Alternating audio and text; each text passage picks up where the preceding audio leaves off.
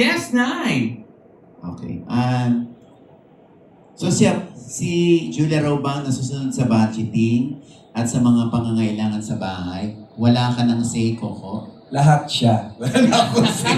Basta ako lang, ang particular talaga sa bahay, taga-trabaho, taga-check. Lahat ng mga sira, lahat ng ano. Ako magkasabi sa kanya, nanay, pagawa na po natin yun. Kasi kita natin yung mga ano. Kasi sabi sa bahay, ngayon pa lang, sabi ko nga, sa age namin, in-insist ko na, sabi ko nga, very Filipino kami. Kumbaga, ang inaano na namin, gusto namin, sabi ko, dati kasi di ba pagbagay sabi, babe, han, love. Sabi ko, in advance ko na. Sabi ko, gusto ko habang ano ko, ang tawag sa atin, sabi ko gano'n, kaya tawagan namin nanay, tatay.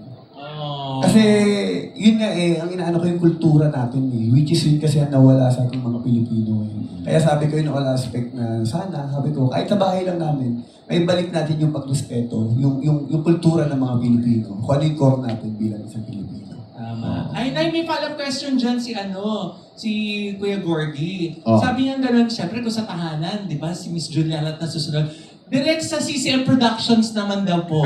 Gano'n naman daw po ka-involved si Ma'am Julia? Hands-on din daw po ba siya sa CCM?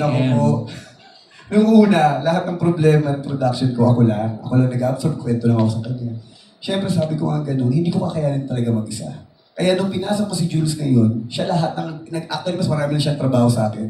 Kasi lahat ng finances, siya nagbabayad ng ganito, siya nag-check ng lahat ng ganyan. Na pag inano namin, mas marami na siyang trabaho sa akin. Kasi ako ngayon, nasa creative lang ako Ako nagka-casting, ako nagbibigay ng kwento, ako nagpapatakbo ng production, pero yung mga babayarin, kasi yun ang pinakasakit sa ulo. Diba? Yun yung mga problema sa mga isang production o sa isang negosyo. Yun po. O Nay, may tanong naman din si Miguel of One Knows. Ayan. Sabi po niya, bilang mga taong abala daw po sa trabaho at sa buhay, gaano daw po kahalaga sa inyo ang isang safe at maasang LPG sa bawat tahanan? Napaka-importante po niyan kasi lalo na po kami sa trabaho namin. Halos maghapon, di ba po, wala kami sa trabaho. Na-check lang namin ang aming tahanan through CCTV. Kasi kung ano nangyari, di ba, checkin mo yan kung safe ba, kung whatever, kung ano ba nangyari sa ano.